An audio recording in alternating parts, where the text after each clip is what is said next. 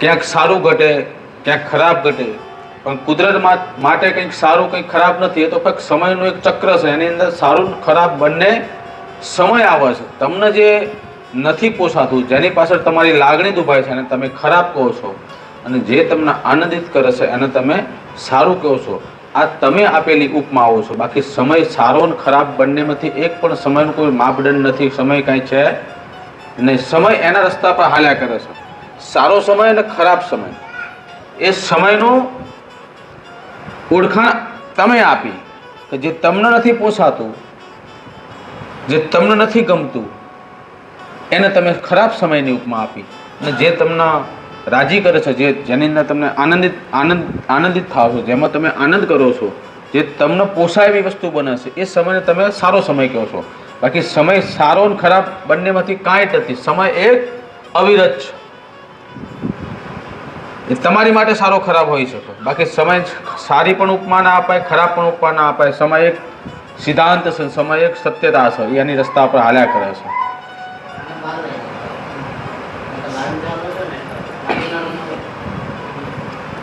એટલે સમય નું માપદંડ, સમય શું કહેવાય? ઘણા અત્યારે સારો સમય ચાલતો હોય, ઘણા લોકોને ખરાબ સમય ચાલતો હોય.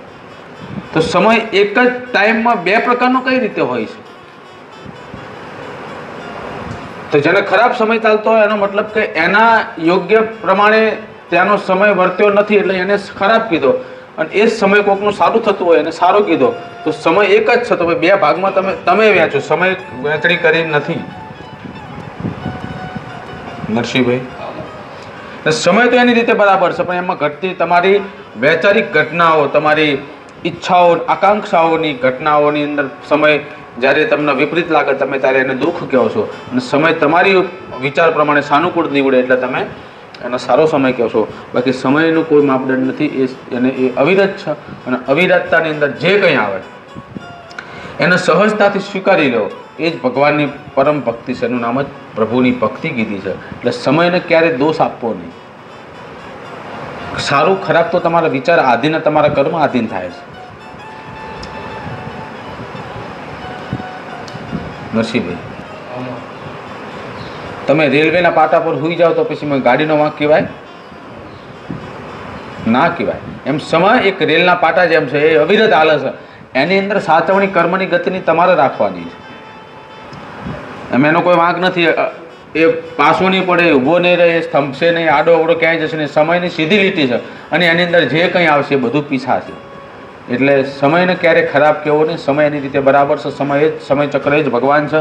તમારા આવતા દુઃખ, દરિદ્રતા એ તમારા કર્તવ્ય અને કર્મો ઉપર આધાર રાખે છે. તમારા કર્મો ઉપર આધાર છે, તમારી વિચારસરણી ઉપર આધાર છે, તમારા માગણી ઉપર આધાર છે.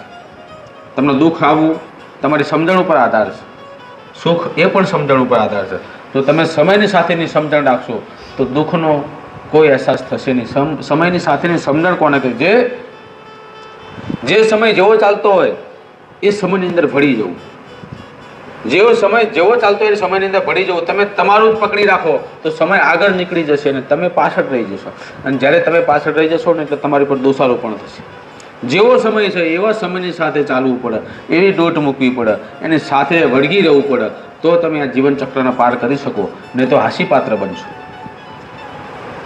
સમયને ઓળખતા શીખો. સમય એટલે શું? પહેલાં આમ હતું, પહેલાં તેમ હતું, ભૂતકાળ થઈ ગયો.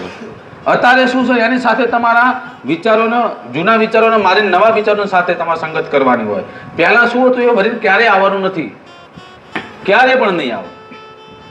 પહેલાં આમ હતું, પહેલાં તેમ હતું, પેલું આમ હતું, અત્યારે આમ થાય છે અને અમને નથી ગમતું ને તમારો વાંક છે. કારણ કે એ સમય જતો રહ્યો એને તમે પકડી રાખ્યો છે. અત્યારે સમય આગળ છે, તમે એને પકડતા નથી એટલે તમને આ બધા વિચારો આવે છે. પણ જે સમય જતો રહ્યો એને છોડી અને અત્યારે જે સમય ચાલે છે એની અંદર દોટ મૂકો તો કોઈ પ્રશ્ન રહેતો નથી. આમ હતું ને તેમ હતું, અને હજુ આનાથી આગળ સમય અલગ આવશે તો એની સાથે જ ચાલવું પડશે. તમે સમયથી વિપરીત ક્યારેય જઈ શકવાના નથી, અને જવાની કોશિશ કરશો તો તમે હાસ્યપાત્ર બનશો. એટલે સમયની સાથે ચાલવું પડશે. નરસિંહભાઈ, સમજણ પડે છે ને હું શું કહું? 25 વર્ષ પહેલાં તમે જે કરતા હતા અત્યારે તમે એનું કહેવો ને એવું થાય ખરું? તો પછી એનો દોષારો પણ કોઈની પર શું કામ નાખવાનું? અમારે તો આમ હતું ને અમારે તેમ હતું ને એટલે કરી જવો થતું હોય તેવું ના થાય.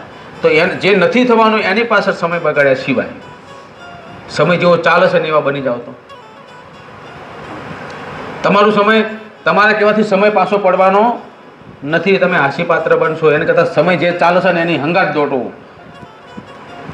દાખલા તરીકે ઉદાહરણ તરીકે કહું કે તમારા વખતની અંદર વહેલું ઉઠવું પડતું હતું, કામ ધંધે જવું પડતું હતું.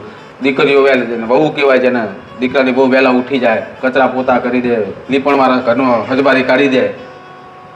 નરસિંહભાઈ પાણી ભરવા જાય, વડીલોની ઘૂંઘટ તાણે, જાણે વડીલ હામાં આવતા હોય તો રસ્તામાં હાલીને હામાં ના જાય, સાઈડમાં ઊભા રહે અને વડીલ નીકળી જાય પછી એ રસ્તા પર હાલે. રસ્તા પર હાલતા પણ નહોતા. એવી મર્યાદા ને એવો સમય હતો. અત્યારે એ સમય છે ખરો ના. અત્યારે તમે સમયનું કરવાનું તમારા છોકરાની વહુ ન તો તમારા ઘરમાં આવે દીકરીને તમે કહો કે અમારા વખતમાં આવું હતું, અમે આમ કરતા, તું આમ કેમ હાલ કરસ, નહીં ચાલે તો એ તમારું ચાલશે ખરું? અને ચલાવવા જશો તો શું થશે? તમે હાસી પાત્ર બનશો, તમારી ઇજ્જત ક્યાંય નહીં રહી.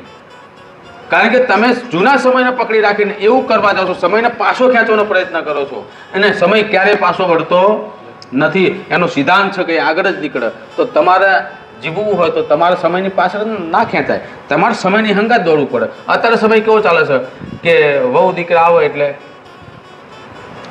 સસરાના પપ્પા કે સાડીનું ચલણ રહ્યું એ નીકળી ગયું છે. અત્યારે મોડર્ન જમાનો છે એટલે ડ્રેસ પહેરે, માથા ઓઢણું રાખે.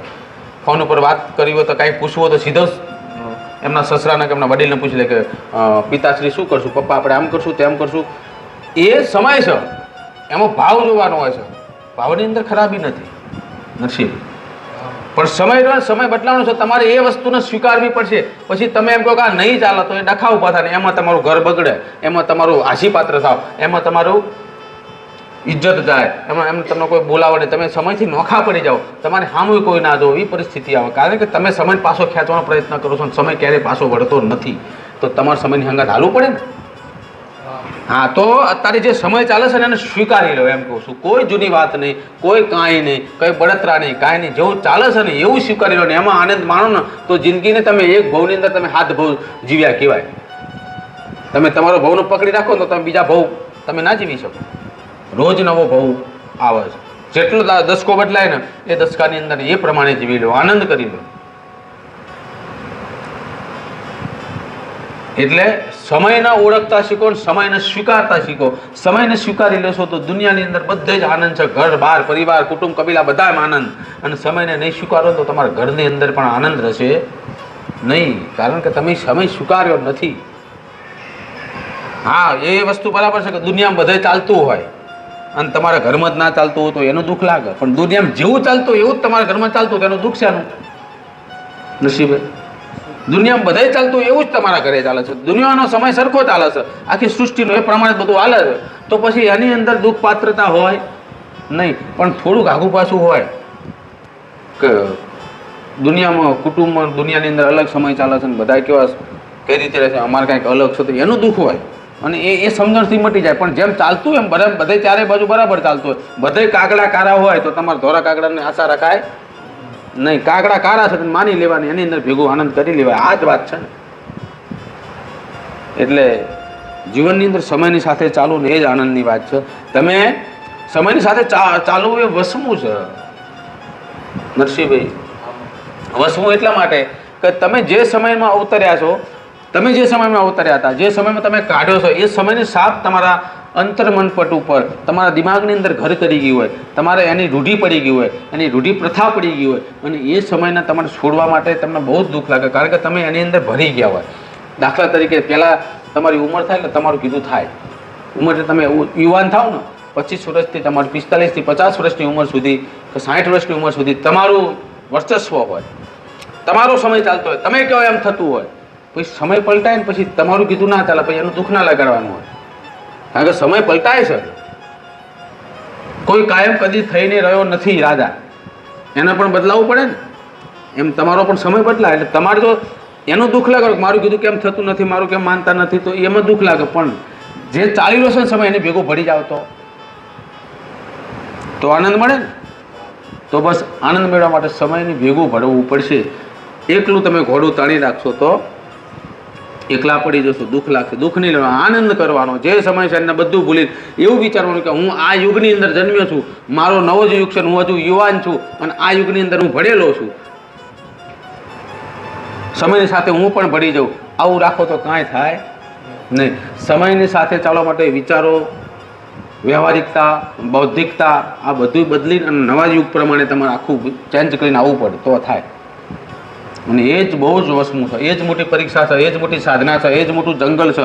એ જ સાધના કીધી છે. એ સાધનાને તમે પરિપૂર્ણ કરો, એ સાધનાને તમે પરિપક્વ થાઓ ને એને તમે જીતી લો ને સાધનાની અંદર જો તમને જ્ઞાન મળી જાય ને તો એ તમારું એ યજ્ઞ પૂરો થયો કહેવાય. કારણ કે એ જ મોટું જ્ઞાન છે, એ જ મોટા આશીર્વાદ છે કે તમે જૂના સમયને છોડીને નવા સમયને સ્વીકારીને એની અંદર જીવી લો.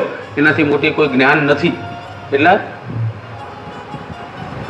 આજના યુવાનો કાલના ભૂતકાળ બની જશે અને આજના વડીલો કાલ આ પૃથ્વી છોડીને જતા રહેશે. અને આમ યુગોથી ચાલતું આવે છે. નવો જન્મ થાય છે, જૂના સ્વર્ગે સીધા રહે.